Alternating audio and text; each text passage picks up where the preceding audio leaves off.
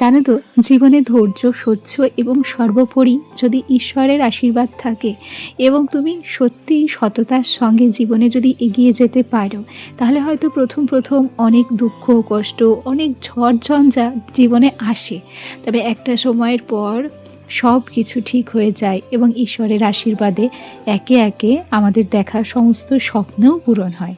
আজ সেরকমই একটা স্বপ্ন আমাদের পূরণ হয়েছে, যেটা তোমাদের সঙ্গে শেয়ার করব। তবে এর পেছনেও অনেক স্ট্রাগল আছে, অনেক বেদনাদায়ক কাহিনীও আছে, সমস্তটাই শেয়ার করব। তার আগে চলো নিজের পরিচয়টা দিয়ে নিই। নমস্কার, কেমন আছো সবাই?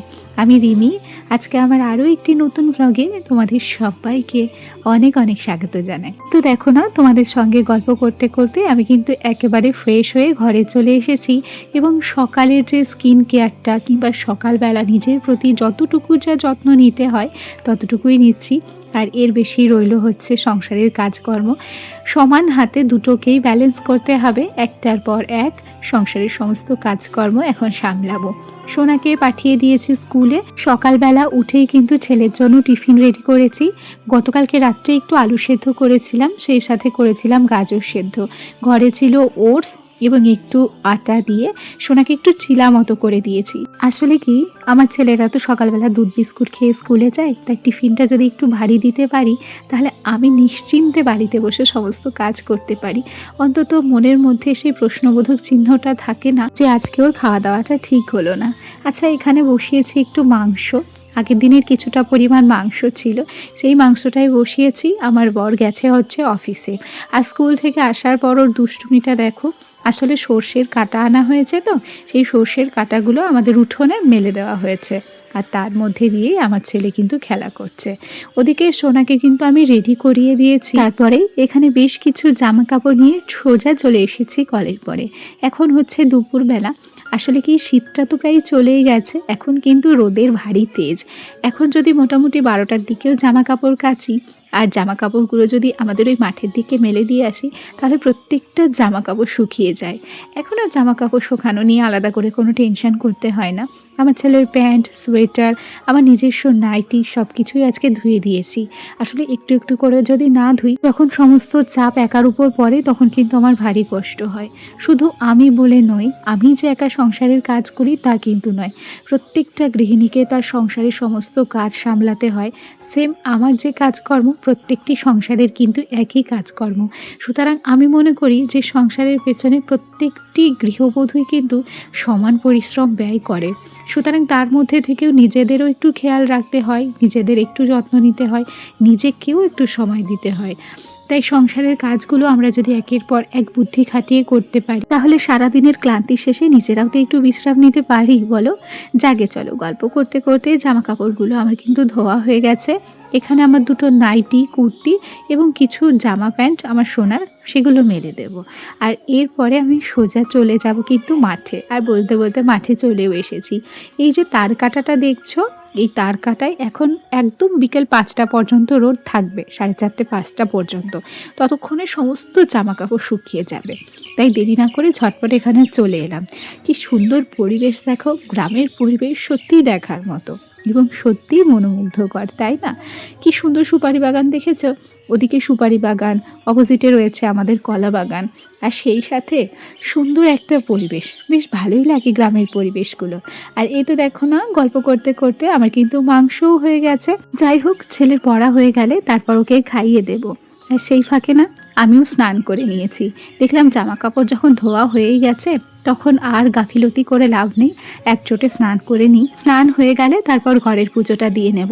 সকাল 7টার সময় আমাদের ও ঘরের পুজো তো হয়েই গেছে, তবে আমার ঘরে যেহেতু রাধা মাধব রয়েছে, একটা শ্রীমদ্ ভাগবত গীতা রয়েছে, আমার গুরুদেবের ছবি রয়েছে, তাই নতুন করে গীতায় একটু তুলসী পাতা আর ফুল দিই, আর গুরুদেবের চরণেও ফুল দিই।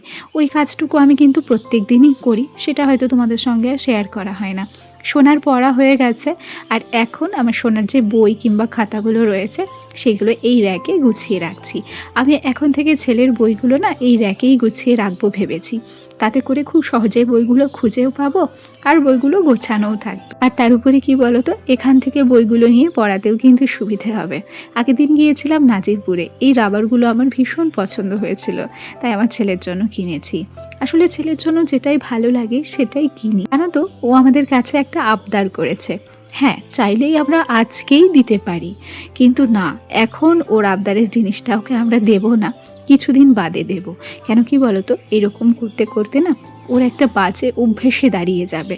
ও তখন ভাববে যে আমি যা চাই আমার মা বাবা তো সঙ্গে সঙ্গেই সেগুলো দেয়, আর ওর মধ্যে একটা জেদও চলে আসবে। সেই জন্য ও যেটা বায়না করেছে ওটা দেবো ঠিকই, কিন্তু মাসখানেক পরে, যখন ওই জিনিসটার প্রতি ওর আর কোনো নেশা থাকবে না, ঠিক তখন। এখনও হচ্ছে রাতের বেলা, খেয়াল করে দেখো, ওকে পড়তে বসিয়েছিলাম, স্কুলের হোমওয়ার্ক করাচ্ছিলাম, সেই সময় ও বই খাতা নিয়ে কেমন খেলা করছিল। আসলে প্রচণ্ড অস্থির তো, সেই জন্য পড়তে বসেও যে মনোযোগ দিয়ে পড়তে হবে সেই বুদ্ধিটা ওর এখনো পর্যন্ত হয়নি। আচ্ছা, এবার চলে আসি স্বপ্ন পূরণের কথায়। এখন আমি কিন্তু চলে এসেছি আমার বাবার বাড়িতে। এটা হচ্ছে পরের দিনের ভিডিও। সত্যি কথা বলি, নিম্ন মধ্যবিত্ত পরিবারে আমরা জন্মেছি, তবে কোনো দিন কখনো আমার মা বাবা কোনো অভাব আমাদের বুঝতে দেয়নি। জানো তো, আমরা বেশ সচ্ছলভাবেই মানুষ হয়েছি। খুব ধুমধাম করে আমার বাবা টাকা পয়সা খরচ করে আমার বিয়ে দিয়েছে। আমাকে একটা ভালো ছেলে দেখেই তারা বিয়ে দিয়েছে। আমার বোনেরও বিয়ে হয়েছে। যথেষ্ট যা পেরেছে আমার বাবা দুজনকেই সমপরিমাণ দিয়েছে। তার উপরে আমাদের জীবনে প্রচুর ঝড়ঝাপটা এসেছে, আমাদের প্রচুর স্ট্রাগল করতে হয়েছে, অনেক কষ্ট করে আমরা দিন কাটিয়েছি, সেগুলো না হয় পরেই বলবো।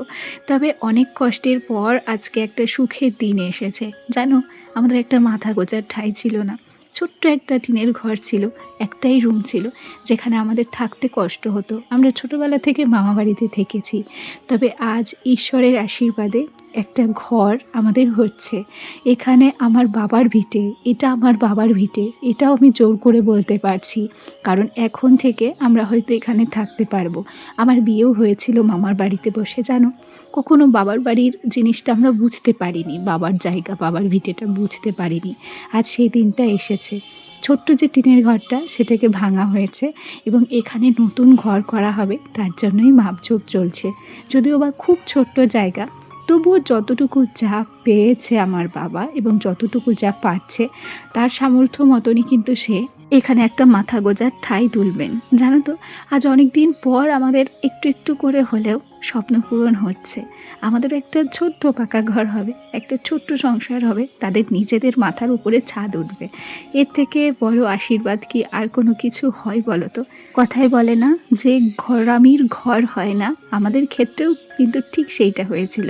আমার বাবা কিন্তু নিজেই রাজমিস্ত্রি কাজ করে, তিনি মানুষের ঘর বাড়ি করে বেড়ায়, অথচ আমাদেরই মাথার উপরে একটা ছাদ ছিল না। তবে আজ হয়তো সেটা সম্ভব হচ্ছে ঈশ্বরের আশীর্বাদে এবং তার কর্মফলে।